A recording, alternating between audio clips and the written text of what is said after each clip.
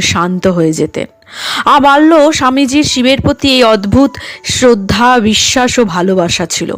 নিবেদিতার কাছে আবেগপূর্ণ ভাষায় তিনি বলতেন, he is the great God, calm, beautiful and silent, and I am his great ওরসিপার।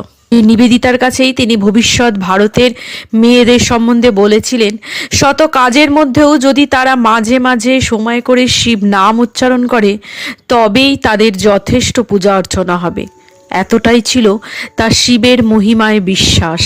একটা গোটা যুগকে, সর্বকালের সমস্ত যুব সমাজকে পথ দেখাতে তার আবির্ভাব।